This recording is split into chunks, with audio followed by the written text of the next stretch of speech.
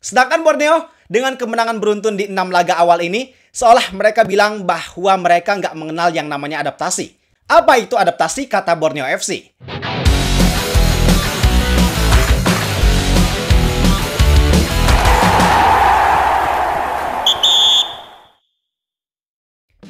Halo Sobat Bola, pekan ke-7 BRI Super League udah selesai. Hasilnya ternyata banyak yang mengejutkan dan di luar dugaan.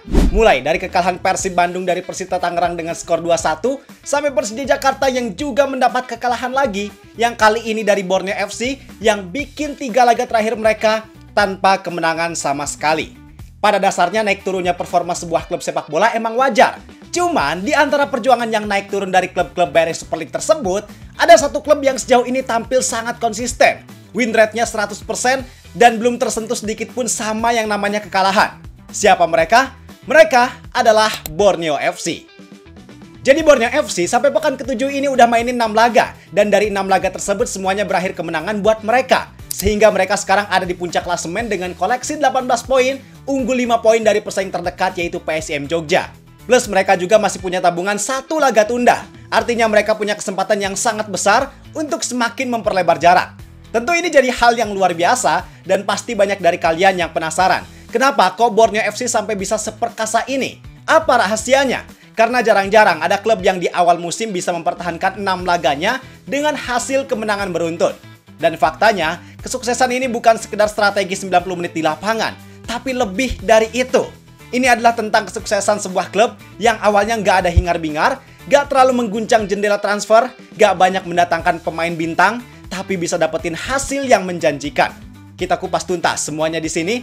Bareng gua, Zidane Fatoni. Langsung aja kita bahas, biar gak gitu-gitu doang. Tahu sepak bola.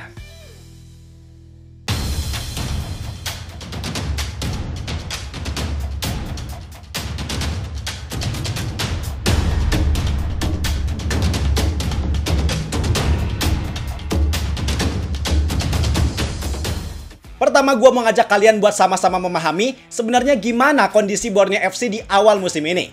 Jadi Borneo FC bisa dibilang mereka adalah salah satu di antara beberapa tim yang di musim ini ngelakuin rombak besar-besaran. Kurang lebih ada sekitar 19 pemain yang pergi, dan mereka yang pergi emang jadi pemain andalan Borneo di musim lalu. Kayak Berguinho, Stefano Lillipali, Kenzo Nambu, Gabriel Furtado, Matius Pato, Terence Puhiri, Leo Guntara, dan masih banyak lagi nama lainnya. Sedangkan untuk pemain yang masuk, jumlahnya cuma sekitar 17 pemain. Itu pun udah termasuk beberapa pemain muda yang promosi dari klub junior. Dan nama-nama yang mereka datangkan, khususnya pemain asing, sebagian besar dari mereka emang baru main di kompetisi Liga Indonesia. Kayak Maicon, Kasambu, Douglas Coutinho, sampai Juan Felipe Villa dan Joel Vinicius yang sebelumnya main di Liga Bahrain. Tapi ada juga beberapa pemain lokal yang punya pengalaman kayak Syahrul Trisna, Ahmad Agung, sampai Haikal Al-Hafiz. Dan perombakan skuad Borneo nggak selesai sampai di situ. Karena mereka juga ngerekrut pelatih baru di musim ini, yaitu Fabio Lefundes. Yang sebenarnya dia datang ke Borneo nggak dengan ekspektasi tinggi. Emang pengalamannya udah cukup lama di Liga Indonesia, tapi secara kualitas, dia bukan pelatih yang benar-benar hebat banget. Tapi bukan pelatih yang jelek juga.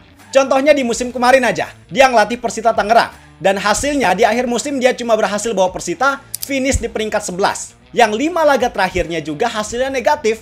Kalah 4 kali dan cuma imbang 1 kali. Otomatis dengan statistik tersebut, ya kita juga harus realistis. Gak bisa terlalu berharap lebih sama Fabio Lefundes. Dan dengan semua kondisi skuad Borneo secara keseluruhan, artinya mereka sebenarnya dihadapkan dengan tantangan yang lumayan berat, yaitu adaptasi. Yang mana ini menjadi masalah general untuk skuad yang melakukan rombak besar-besaran. Contohnya aja Persib Bandung. Walaupun geliat transfer mereka fantastis, pemain yang didatangkan kualitasnya agak main-main, tapi sampai sekarang semuanya masih perlu adaptasi, chemistry mereka belum sepenuhnya baik 100%. Sedangkan Borneo, dengan kemenangan beruntun di 6 laga awal ini, seolah mereka bilang bahwa mereka nggak mengenal yang namanya adaptasi. Apa itu adaptasi, kata Borneo FC? Karena nyatanya, mereka tampil cukup solid, dan skor-skor kemenangan mereka juga udah jadi cukup bukti bahwa mereka bisa tampil dominan atas lawan-lawannya. Nah, jadi itu kondisi dari Borneo FC. Kalau kita udah tahu kondisinya, sekarang kita bahas kunci dari soliditas skuad Borneo FC.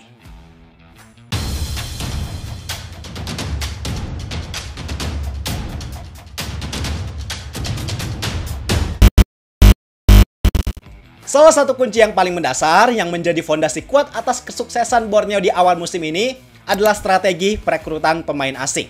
Ini yang perlu mendapat spotlight khusus. Kenapa? Karena scouting untuk merekrut pemain asing dari skuad Borneo ini bisa dibilang jarang gagal. Persentasinya sangat besar untuk si pemain tersebut bisa bersinar di Liga Indonesia, walaupun pemain tersebut belum pernah main di sini. Contohnya, di beberapa musim kebelakang, ada Mateus Pato yang sempat jadi top skor Liga Indonesia. Terus di musim kemarin ada Berguinho, Gabriel Furtado, yang nama-nama tersebut bisa perform dan punya pengaruh penting buat skuad Borneo FC. Pun kasusnya sama di musim ini, beberapa nama baru khususnya pemain asing yang mereka datangkan punya impact yang sangat besar. Mulai dari lini belakang, ada back sayap yang bernama Kasambu. Dia mainnya solid banget khususnya di area sektor back kiri. Terus striker mereka Joel Vinicius sejauh ini udah nyetak 3 gol dan dia adalah tipe pemain yang cocok banget buat main di posisi nomor 9. Fisiknya mendukung banget. Terus pergerakan serta kualitas finishingnya juga cukup efektif. Dan yang gak kalah penting, yang rasanya pemain ini punya kontribusi yang sangat besar terhadap permainan dari Borneo FC di musim ini, yaitu Juan Felipe Villa. Sejauh ini dia udah nyetak 1 gol dan 4 assist. Selain itu dia juga sering jadi pemeran kunci dari suksesnya serangan Borneo FC. Bahkan etos kerjanya bukan main. Dia bukan tipe pemain yang sekali langgar langsung jatuh, tapi dia adalah pemain yang selagi masih bisa ngejar bola, bola itu pasti bakalan terus dikejar. Contohnya di laga lawan Persija, dia benar-benar bersinar banget. Pas momen gol Vinicius, di situ perannya luar biasa banget. Skill individu oke. Sempat ditarik tapi dia tetap lari sampai bisa ngasih umpan kunci buat dikonversi jadi gol. Dan yang bikin strategi ini jadi makin maksimal adalah peran dari beberapa pemain asing lama yang mereka nyatanya masih sangat mengerikan. Contohnya Mariano Peralta, yang di musim ini dia bahkan udah nyetak 4 gol serta 2 assist. Terus Kei Hirose, yang dia juga punya peran krusial di lini tengah pesut etam. Plus dilengkapi juga sama pemain lokal mereka yang kualitasnya emang gak kalah baik, kayak Komang Teguh, Fajar Faturrahman, Rivaldo Pakpahan, sampai kiper Nadeo Argawinata yang selalu tampil cemerlang di bawah mistar gawang. Artinya yang bisa kita pahami di sini bahwa perekrutan pemain, khususnya pemain asing itu jadi kunci. Yang ketika si pemain tersebut cocok serta siap buat mengarungi kompetisi di Liga Indonesia, siapapun pelatihnya, pasti mereka sangat enak untuk mengatur strategi dengan komposisi pemain yang ada. Dalam hal ini, cerdiknya Fabio Lefundes, dia adalah tipe pelatih yang menekankan organisasi permainan. Dan dalam penerapannya, dia memberikan kebebasan yang cukup kepada individu pemain, karena dia tahu bahwa pemainnya punya kualitas. Yang kualitas tersebut bisa lebih menonjol ketika mereka diberikan sedikit ruang untuk berkreasi sesuai kemampuannya. Yang hasilnya ya, kayak sekarang, terbukti mereka tampil baik dan juga tajam khususnya untuk menyelesaikan peluang yang mereka ciptakan. Intinya skuad Borneo FC sekarang berhasil menciptakan soliditas permainan dalam menyerang dan bertahan yang sama baiknya. Karena faktanya, dari 6 laga yang mereka jalani, mereka berhasil mencetak 12 gol dan hanya kebobolan 3 gol. Artinya itu udah jadi bukti bahwa organisasi permainan yang Fabio Lefundes terapkan sejauh ini bisa berjalan dengan sangat baik.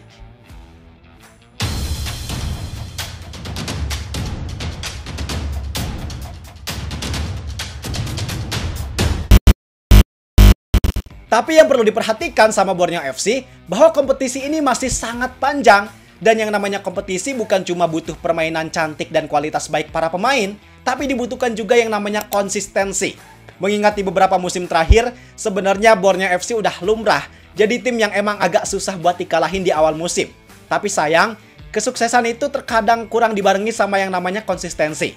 Contohnya di musim 2023-2024. Yang saat itu mereka udah memastikan lolos ke Championship Series dan juara di Regular Series. Tapi setelah kepastian itu, mereka malah menurunkan intensitas permainan, yang hasilnya mereka di akhir musim malah menelan berbagai macam hasil negatif, yang imbasnya karena ketika itu ada sistem Championship Series, yang harusnya di Championship Series itu jadi momen paling penting dan krusial, mereka malah kesulitan buat bangkit gara-gara tren negatif yang mereka dapatkan sebelumnya. Pun di musim kemarin, yang mereka sampai pekan ke-7 gak terkalahkan, tapi di pekan ke-8 mereka kalah dari Persis Solo. Dan setelah itu, mereka gak bisa konsisten untuk mempertahankan tren positif yang terjadi sebelumnya. Makanya ini jadi warning. PR paling penting buat pesut etam kalau mereka pengen juara adalah harus bisa tampil konsisten sampai akhir musim nanti. Walaupun sekarang mereka emang udah ketemu tim kuat kayak PSM Jogja dan Persija Jakarta yang di posisi klasemen tepat ada di bawah mereka, tapi justru yang terkadang malah jadi ancaman paling bahaya buat tim kayak gini adalah tim yang notabene ada di papan bawah, menengah ke bawah lah. Yang tim tersebut lagi butuh banget kemenangan dan punya daya juang yang tinggi. Contohnya sebelum lawan Persija, Borneo justru hampir ditahan imbang sama Persis Solo. Padahal Persis Solo di 4 laga sebelumnya gak bisa dapetin kemenangan. Dan ini yang harus diperhatikan, supaya Borneo FC jangan sampai meremehkan apalagi menurunkan intensitas permainan terhadap siapapun yang menjadi lawan mereka.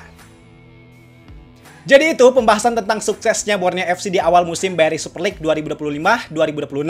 Banyak hal yang harus dijaga kalau mereka mau juara, khususnya konsistensi dan mental. Harapannya tentu semoga Borneo bisa mempertahankan tren positif ini, dan semoga ini juga bisa jadi motivasi buat tim-tim lain untuk menampilkan performa yang 200% ketika lawan Borneo. Menurut kalian seberapa lama Borneo FC bisa mempertahankan tren positif ini? Dan kira-kira tim mana yang pertama kali bisa menghentikan laju dari Borneo FC? Coba tulis di kolom komentar. Gue rasa cukup untuk video kali ini. Like dan subscribe-nya jangan lupa. Semoga bermanfaat dan sampai jumpa di video berikutnya. See ya!